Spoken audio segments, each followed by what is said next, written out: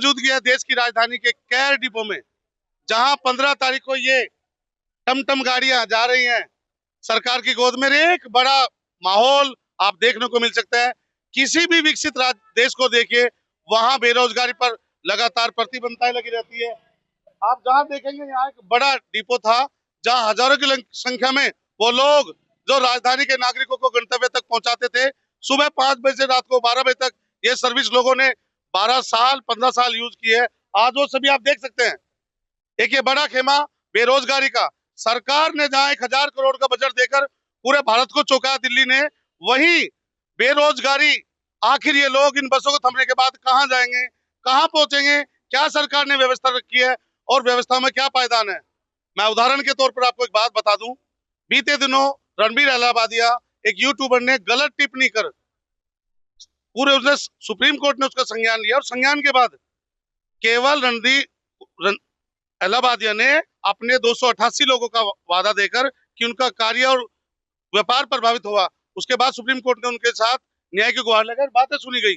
आप देख सकते हो जहां औसतन 15 से ज्यादा हजार लोगों को कल बेरोजगारी का सामना करना पड़ेगा, उसके लिए आखिर दिल्ली सरकार, विकसित दिल्ली और विकसित भारत में क्या ये नजारा आपको देखने से अलग नहीं मिल रहा है? सरकार ने किसी से कोई बात की है? हमारे साथ हैं कैलाश गहलोत जी। सरकार का नुमाइंदगी या डिपो का कोई इंचार्ज या कोई जिम्मेवार आदमी, किसी ने आपसे पूछा कि कल से क्या होगा? नहीं तो किसी ने पूछा और नहीं किसी ने बताया।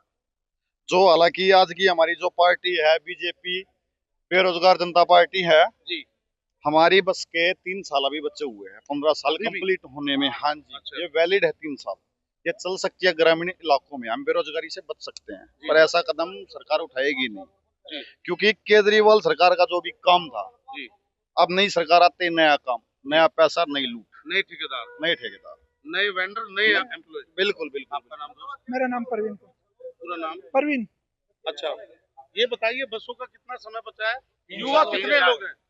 युवा कितने लोग हैं जो अभी नए भर्ती हैं? मेरी 25 साल। अच्छा, कब से आप कंडक्टर हैं? ड्राइवर।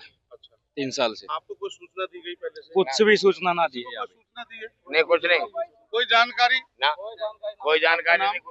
पिंटू चौरसिया। सुरेश जी, बताइए, जहां सरकार का देश की राजधानी में एक नियमन है, आप किसी को अनएम्प्लॉय करते हैं तो 3 महीने का शुल्क देने का मानक तय है। कहीं ना कहीं 3 महीने का मानक शुल्क तय किया गया है सरकार द्वारा। अगर एम्प्लॉय छोड़ता है उसको 1 महीने का नोटिस, जहां देश का श्रम मंत्रालय, देश का संपूर्ण व्यवस्था, प्रधानमंत्री से लेकर राष्ट्रपति, मुख्यमंत्री, पूरी व्यवस्था यहाँ बैठती है, वहां आखिर जैसा कि सर आपने अभी बताया कि एम्प्लॉयमेंट खत्म होगा तो 3 महीने पहले बताना होता है। बिल्कुल ये नियमन है। तो हमारे जो ठेकेदार इस डिपो के यहाँ पे 3 महीने पहले एक पेपर पे लिखा हुआ था, जी जी जी, जो कि उन्होंने लिखा, चिपकाया, फोटो खींचा और फाड़ दिया। जी, किसी को इस बात तक की सूचना नहीं होनी थी। मैं जिस तरीके से आपको रिपोर्टिंग बता रहा हूँ, मुझे वो जानकारी जहां से मिली, बड़े ही अलग तरीके से वो एक पत्र चिपकाया जाता है जिसकी मेरे कॉपी मेरे फोन में है, और लगाकर अपने एम्प्लॉय द्वारा हटा लिया जाता है ताकि इन लोगों में एकजुटता ना हो और कहीं कहीं व्यवस्था ना फैले।